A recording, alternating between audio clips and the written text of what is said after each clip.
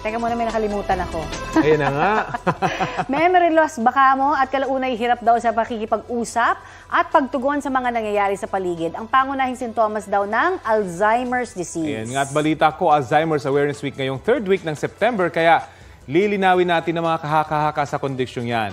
Makikibalita tayo sa Public Relations Officer ng Alzheimer's Disease Association of the Philippines na si Dr. Ronald Elepano. Magandang umaga po at welcome po sa balita ko.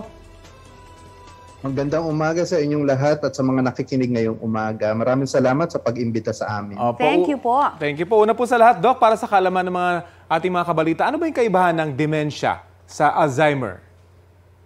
Ang dementia ay yung umbrella term na pangkalahatang kategorya sakit na kadalasan nakakaapekto ng isip. Yun ang pinaka-primary symptom niya. Ang Alzheimer's, isang klase ng dementia kung saan karamihan ng mga naapektuhan ay nakakatanda. At sa porsyento ng umbrella category ng dementia, ang Alzheimer's ang pinaka-common. Oo. Pinakamarami. Sa Pilipinas po, yun din po ang prevalence sa Pilipinas? Yes, oo. Wala tayong exact number, pero ang rough estimate nila as the most common is actually Alzheimer's. Ano, Doc, yung characteristics pag sinabi nating nagkakaroon ng Alzheimer's, bukod sa pagiging malilimutin, meron ba siyang iba pang manifestations? Yes, oo. So meron tayong tinatawag na 10 warning signs. So ano ba yung mga 10 warning signs natin? So una-una, syempre, bukod sa pagiging makakalimutin, yung minsan nahihirapan sila mag-find solutions to basic problem-solving skills. Halimbawa, yung pag nagluluto, ano yung uunahin, pangalawa, ganyan. Ano yung, paano tapusin yung mga nakasanayang gawain. Halimbawa, yung dati nagpikwenta sila nung kanilang mga pang-araw-araw na gastusin. Pang-apat dito, yung paano yung nalilito sila sa petsa, sa lugar, o yung pangalan. Panlima, yung nahirapan tansyahin yung distansya, na halimbawa naglalagay sila ng tubig sa baso gamit ang pitsid, madalas tumatapon. Naapektuhan din pang-anim na simptomas yung hirap sa pagkomunikasyon. Ito yung nawawalan sila ng mga gamit, hindi nila maalala kung saan nila nailagay. Pangwalo, yung mali-mali yung pagdedesisyon. Halimbawa, nagbabayad sila sobra-sobra o hindi nila nakukuha yung sukli. Pang-siyam, yung madalas humihiwalay sila, tumidistansya sila sa pakikipag-socialize. And finally, pabago yung mga mood nila. Minsan nagiging routine. Okay. Ito, Doc, para malinawan natin yung ilang haka-haka tungkol sa sakit na ito. Talaga ba?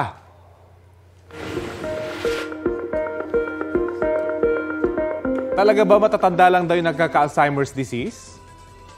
Hindi, pero karamihan ay nakakatanda. Maliit na porsyento lamang ang mga nagkakaroon ng Alzheimer's na medyo bata-bata. So yung tinatawag nating younger or early onset. Paano natin siya consider na younger or early onset? Pag 65 years old and below, maaari sila magkaroon ng Alzheimer's. Pero napakabibihira, yung tinatawag natin sporadic, pasulpot-tulpot na porsyento, less than 1% siguro. I see. O ito talaga ba, Doc, na namamana daw yung Alzheimer's disease? Medyo mahirap sagutin yan, Oo at hindi. Meron tayong tinatawag na risk gene. So halimbawa, kung meron kayong kamag-anak, halimbawa magulang o kapatid na nagkaroon ng Alzheimer's, tumataas yung porsyento na maaari kang magkaroon ng Alzheimer's by 30%. Pero risk yun. Hindi nangangahulugan na magkakaroon ka eksakto punto. So, questionable pa rin kung namamana na diretsyo na pag may kamag-anak ka 100%. So, hindi 100%. Okay. Talaga ba? Mas mataas daw po ang tsansa na magka-Alzheimer's disease ang mga babae? Talaga ba? Hindi. Kasi hindi naman pala. numero ng mga ito natin na nagkakaroon ng Alzheimer's ay kababaihan sapagkat globally mas mahaba ang buhay ng mga babae. Okay. Dahil ang Alzheimer's sakit na matatanda, di ba? So kung marami matatandang babae, mas marami talagang may Alzheimer's na babae. Ito naman, yung talaga ba nakukuha daw yung Alzheimer's disease sa mga lutuang aluminum? O kahit yung mga soft drink cans, ganyan? Nung pinag-aaralan nila noong 1960s to 70s ang Alzheimer's disease. They were trying to figure out saan ba nagsisimula ito. Hanggang ngayon kasi hindi pa rin masyado klaro exactly kung ano talaga yung pinanggagalingan ito. So they were considering that aluminum could be a culprit. Pero nalaman nila na wala, although ang aluminum ay toxic sa utak, hindi rin sapat yung nakukuha natin sa aluminum grade cooking food, cooking utensils, or even yung mga lalagyanan na aluminum para makapenetrate sa utak. So walang Alright. Walang Good to know. Unless kumain ka siguro ng aluminum, hindi naman Hindi ginagawa ng naman. tao. Talaga ba, Doc, nakakatulong daw yung pagbabasa at mga aktibidad na magpapatalas ng isip o memorya para Mahjong pa maiwasan more. yung Alzheimer's disease? Oo nga, pati games, di ba? Oo. Well, totoo ito, pero hindi lang yon. Marami Okay. tayo mga modifiable things na pwede natin magawa. So, of course, andito yung physical activity. Kailangan mas nag-exercise ka, Oo. iwasan o itigil ang paninigarilyo, pag-iinom, mas malinis na hangin, nakakatulong, Nako. protektahan ang utak from pagkabago. Pero importante dito yung edukasyon, yung pag-aaral. So hindi tayo titigil dahil sa nakagraduate na tayo, yung upskilling na tinatawag, Oo nga. nakakatulong.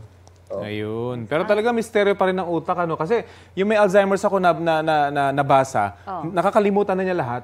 Pero kasi siya ballet dancer, naalala niya yung tugtug nung una niyang, nung bata pa siya. Totoo. Naalala niya, sinasayaw pa niya. So, Napaka-dynamic ng ating brain. Napaka-misteryo. Sa Alzheimer's. Oo. Yung assumption na sharp pa yung utak nila kasi naalala pa nila yung nakaraan. Pero ang katotohanan dito, unang nawawala sa Alzheimer's, yung mas bagong memorya. Mas bagong So, memorya, yun. I see. Alala na lang nila yung nakaraan kasi wala na sila maalala na bago. So, paatras yun. So short-term Ang one thing memory. that's interesting about Alzheimer's is naalala nila yung mga, ito tinatawag natin episodic memory, semantic memory.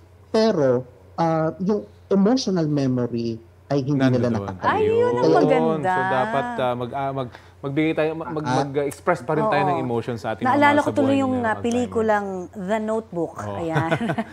Anyway, maraming salamat po, Dr. Ronald Alipano, Public Relations Officer ng Alzheimer's Disease Association of the Philippines. Magandang umaga po you, sa inyo. Doc. Thank you. Balita ko, may tututukan kayo tuwing 11 a.m. sa GTV. Alamin ang mahalagang balita at impormasyong dapat nyong malaman sa Balita Ko tuwing Lunes hanggang Biyernes. Mag-subscribe din sa GMA Integrated News sa YouTube. Sa mga kapuso abroad, maaari po kaming masubaybayan sa GMA Pinoy TV at www.gmanews.tv.